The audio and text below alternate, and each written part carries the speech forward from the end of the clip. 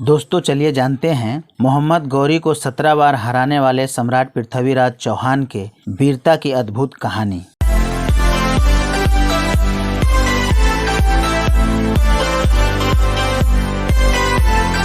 सम्राट पृथ्वीराज चौहान के वीरता की कहानियों के बारे में बताने जा रहा हूं। आपको जानकर हैरानी होगी, आंख नहीं होने के बाद भी सम्राट पृथ्वीराज चौहान ने मोहम्मद गौरी को मार गिराया था। सम्राट पृथ्वीराज चौहान वंश के हिंदू क्षत्रिय राजा थे। उत्तर भारत में 12वीं सदी के उत्तरार्ध में उन्होंने अजमेर और दिल्ली पर राज किया था। सम्राट पृथ्वीराज चौहान का जन्म साल 1166 में अजमेर के राजा सोमेश्वर चौहान के घर हुआ था।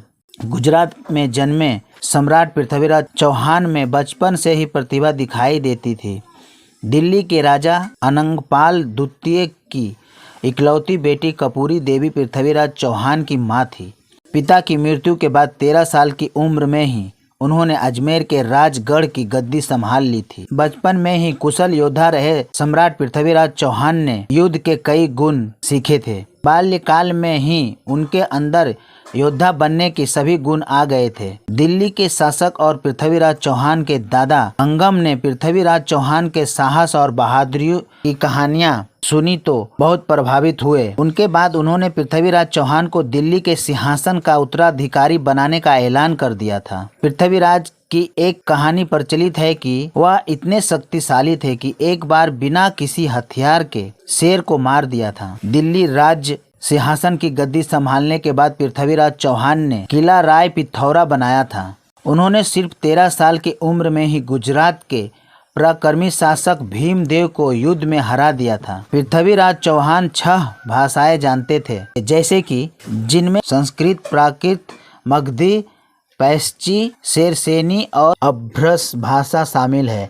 इसके साथ ही उनको मीमांसा, वेदांत, गणित, पुराण, इतिहास, सैन्य विज्ञान और चिकित्सा शास्त्र का भी ज्ञान था। पृथ्वीराज चौहान की तरह ही उनकी सेना भी बलवान थी।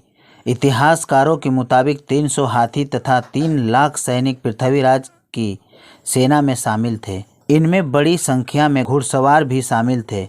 भारतीय इतिहास के सबसे प्रसिद्ध हिंदू राजपूत राजाओं में से एक पृथ्वीराज चौहान का राज्य राजस्थान और हरियाणा तक फैला था। साहसी और युद्ध कला में निपुण सम्राट पृथ्वीराज चौहान बचपन से ही तीर कमान और तलवारबाजी पसंद करते थे। पृथ्वीराज चौहान को कनौज के राजा जयचंद की बेटी संयुक्ता से प्रेम हो गया था। इसके बाद वह संयुक्ता को स्वयंवर से ही उठा ले गए और गांधर्व विवाह किया। हालांकि संयुक्ता के पिता राजा जयचंद और पृथ्वीराज चौहान की आपस में नहीं बनती थी। शादी के लिए राजा जयचंद राजी नहीं थे। संयुक्ता को उठा ले जाने के बाद जयचंद ने पृथ्वीराज चौहान को दुश्मन मान लिया था।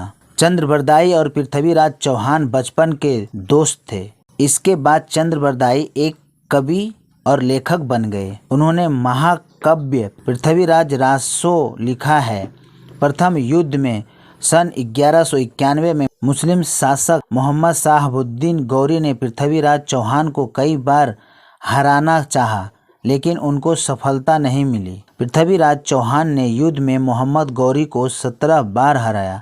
इसके अलावा वह इतने दरिया दिल थे कि मोहम्मद गौरी को कई बार माफ़ कर दिया और छोड़ दिया। 18वीं बार मोहम्मद गौरी ने राजा जयचंद की मदद ली और युद्ध में पृथ्वीराज चौहान को हरा दिया। इसके बाद उन्होंने पृथ्वीराज चौहान को बंदी बना लिया और अपने साथ लेकर चला गया। पृथ्वीराज चौहान और चंद्रबरदाई दोनों ही कैद कर लिए गए। मोहम्मद गौरी ने सजा के तौर पर पृथ्वीराज चौहान की आंखों में गर्म सलाखे से फुड़वा दिया। मोहम्मद गौरी ने चंद्रबरदाई से पृथ्वीराज चौहान की अंतिम इच्छा पूछने के लिए कहा, क्योंकि चंद्रबरदाई और पृथ्वीराज आपस में मित्र थे। पृथ्वीराज चौहान शब्द भेदी बाण चलाने में माहिर थे। मोहम्मद गौरी को इस बात की जानकारी नहीं थी, जिसके बाद उसने कला प्रदर्शन के लिए इजाजत दे दी। पृथ्वीराज चौहान को जहां पर अपनी कला का प्रदर्शन करना था, वहां पर मोहम्मद गौरी भी मौजूद था। पृथ्वीराज चौहान ने चंद्रबरदाई के साथ मिलकर मोहम्मद गौरी को मारने की योजना पहले ही बना ली। महफिल शुरू होने वाली ही थी, तभी चंद्रबरदाई ने एक दोहा कहा, 4 बास 24 गज, अंगुल अष्ट प्रमाण, ता ऊपर सुल्तान है, मत चूके चौहान। चंद्रबरदाई ने पृथ्वीराज चौहान को संकेत देने के लिए इस दोहे को पढ़ा था। इस दोहे को सुनने के बाद मोहम्मद गौरी ने जैसे ही शाबाश बोला, वैसे ही अपनी आंखों को गवा चुके पृथ्वीराज चौहान ने मोहम्मद गौरी को अपने शब्द भेदी बाण से मार दिया। हालांकि सबसे दुख की बात यह है कि इसके बाद पृथ्वीराज चौहान और चंद्रबरदाई ने दुर्गति से बचने के लिए एक दूसरे को मार दिया। ऐसे पृथ्वीराज चौहान ने अपने अपमान का बदला ले लिया। पृथ्वीराज के मरने की खबर सुनने के बाद संयोगिता ने भी अपनी जान दे दी।